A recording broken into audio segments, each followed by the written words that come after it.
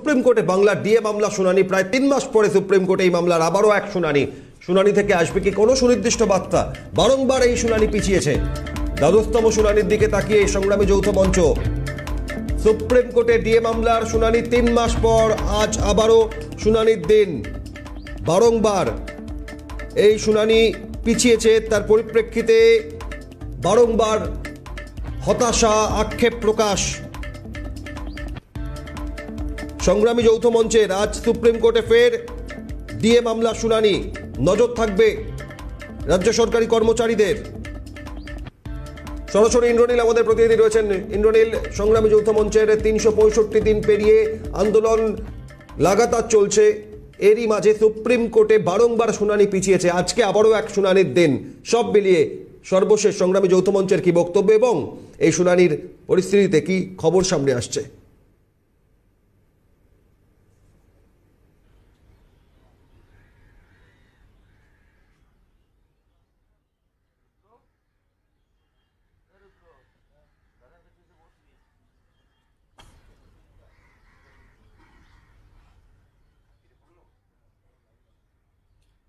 একদমই, দেখো আজকে প্রায় 378 ঘন্টা হয়ে গেল, 17 দিন অতিক্রান্ত। তাদের যে অনশন, আবার লাগাতার অনশনের পথে গিয়েছেন সংগ্রামী যৌথ মঞ্চের আন্দোলনকারীরা, এবং সকাল থেকেও সেই আন্দোলন কিন্তু তাদের যে ধার, সেই ধার নিয়েই তারা অবস্থানে রয়েছেন এবং অনশনও একদিকে চলছে। আমি একটুখানি প্রথমে কথা বলে নিই যারা আন্দোলনকারী রয়েছেন তাদের সঙ্গে। আজকে সুপ্রিম কোর্টে ডিএ মামলা রয়েছে, কতটা আশাবাদী? আপনারা কোর্টের ওপর ভরসা রাখছেন বারংবার, তার সঙ্গে আন্দোলনও চালিয়ে যাচ্ছেন, কি বল? দেখুন, আমরা তো বারবার কোর্টের উপর আশা রেখেছি। আমরা আশাবাদী যে হয়তো এইবারে মামলাটা হবে। কর্মচারীদের একটি সুরাহা দেখাবে এই সরকার, কিন্তু যেভাবে বারবার তারিখের পর তারিখ হচ্ছে, কোথাও কর্মচারীরা একটু আশাহত হয়ে পড়ছে। এই বিষয়টা কোর্টের, আমার মনে হয় এই বিষয়টা কোর্টেরও দেখা উচিত যে এত বড় একটা গুরুত্বপূর্ণ মামলা, যেখানে পশ্চিমবঙ্গের সমস্ত কর্মচারীদের ভবিষ্যৎ নির্ভর করছে, যেখানে কর্মচারীরা তাকিয়ে রয়েছে, সেই বিষয়টাকে দ্রুত যাতে শুনানি হয়, কোর্টের এই বিষয়টা দেখা উচিত। একদমই সেই মতো তাদের যে আন্দোলন কিন্তু তারা আরও জোরদার করবেন আগামী দিনে, এই হুঁশিয়ারি কিন্তু তাদের তরফ থেকে দেওয়া হয়েছে। আজকে কোর্টে যে হিয়ারিং, সেই হিয়ারিং রয়েছে, কতটা আশাবাদী আপনারা এবং আপনাদের যে আন্দোলন, সেই আন্দোলন কিন্তু এগিয়ে চলেছে? গতকালকের যে ঘটনা, সেই ঘটনার পরিপ্রেক্ষিতে খোলা আকাশের নিচেও আন্দোলন চালিয়ে যাচ্ছে। প্রায় বিগত 2 বছর হতে চলল সুপ্রিম কোর্টে মামলা চলছে শুনানি। সেখানে তো তারিখের পর তারিখ পড়ছে। এখন সংগ্রামী যৌথ মঞ্চ এই মামলার পার্টি নয়, এটা আগে পরিষ্কার করে দিই, কিন্তু কর্মচারী হিসাবে আমরা সকলেই ওই মামলার দিকে তাকিয়ে আছি। আমরা যারা চাকরি করছি তাদের থেকে বেশি অসুবিধা, তারা আরও বেশি করে তাকিয়ে আছেন যারা অবসরপ্রাপ্ত কর্মচারী। কারণ ডিএ না পাওয়ার জন্য তাদের দৈনন্দিন যে জীবনযাপন, সেই জীবনযাপনটাই ব্যাহত হচ্ছে। আমার মনে হয় যে সুপ্রিম কোর্টেরও এই ব্যাপারটা দেখা উচিত। Justice delayed is justice denied. একটা এসএলপি সেটা গৃহীত হবে না খারিজ হবে, সেটা নির্ধারণ করার জন্য যদি এত দীর্ঘ সময় চলে যায় উচ্চ আদালতে, এবং এই বিষয়টার মধ্যে খুব জটিলতাও কিছু নেই, তাহলে বিচার ব্যবস্থা নিয়েও কিন্তু সাধারণ মানুষের যে আস্থার জায়গা, সেই আস্থার জায়গাটা কিন্তু প্রশ্নচিহ্নের মধ্যে পড়ে। আমার মনে হয় যে সুপ্রিম কোর্টের প্রধান বিচারপতি যিনি আছেন, তার এই বিষয়টাকে অত্যন্ত গভীরতার সাথে দেখা দরকার। খুব রিসেন্টলি অন্য একটা জুডিশিয়ারি ক্যাডারের দের জন্য কিন্তু এই ডিএর বিষয়টাকে নিয়ে সমস্ত বকেয়া সহ মিটিয়ে দেওয়ার কথা মাননীয় সুপ্রিম কোর্টে বলেছে। অথচ দেখা যাচ্ছে আমাদের রাজ্য সরকারের ক্ষেত্রে যে কোর্ট মামলা চলছে, সেটা ডেটের পর তারিখের পর তারিখ চলছে। এই বিষয়টা আমার মনে হয় যে দ্রুত সমাধান হওয়া উচিত।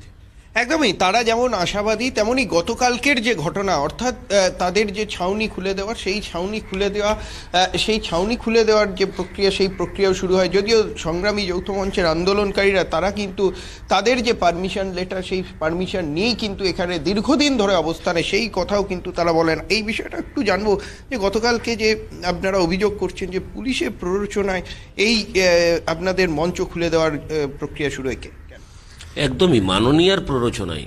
পুলিশের তো এত প্ররোচনা দেওয়ার ক্ষমতা নেই। পুলিশও মানে বারে বারে প্রশ্ন করছিল কালকে রাতে যে দাদা মঞ্চটা থাকবে তো, মানে ওরাও কোথাও একটা উদ্বেগ, কারণ ওরাও তো ডিএটা পাবে। প্ররোচনাটা হচ্ছে মাননীয়ার। আমরা সেই সাহসটা দেখিয়েছিলাম, ওনার ঘরের কাছে সংগ্রামটাকে নিয়ে গেছিলাম, আমরা সাহস দেখিয়েছিলাম। উনি যেখানে ধর্না বসেছেন তার উল্টো দিকে ধর্না বসতেছি। এখন আমাদের এই মঞ্চ 1 বছর ধরে চলছে, উনি হঠাৎ আবদার করেছেন ওই আমাকেও ওখানে বসে থাকতে দিতে হবে, পারমিশন ওনাকে নেই। তখন বলেছে যে কেন সংগ্রামী যৌথ মঞ্চ, তাহলে ওদের আগে খোলান তারপর আমি খুলবো।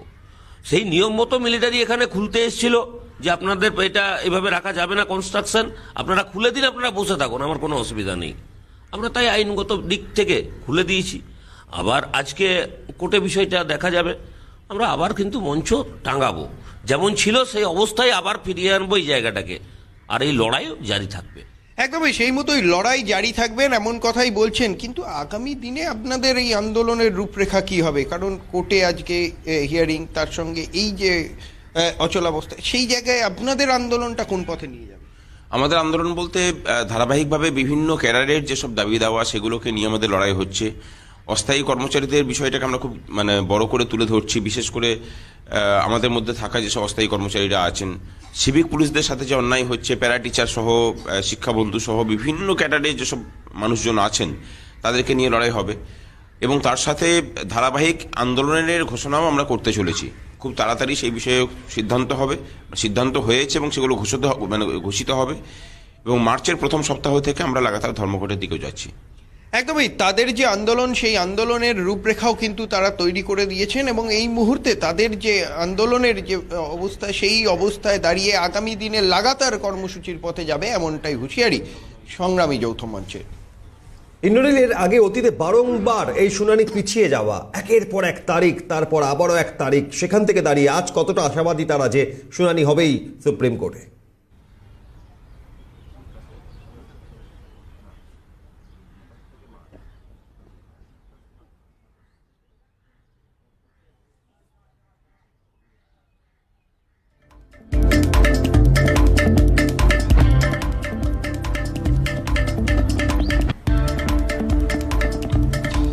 একদম, আমি আরো একটুখানি তাদের সঙ্গে কথা বলবো যে এর আগেও একাধিকবার আপনাদের এই যে তারিখ, আবারও তারিখ, আজকে কতটা আশাবাদী হচ্ছে?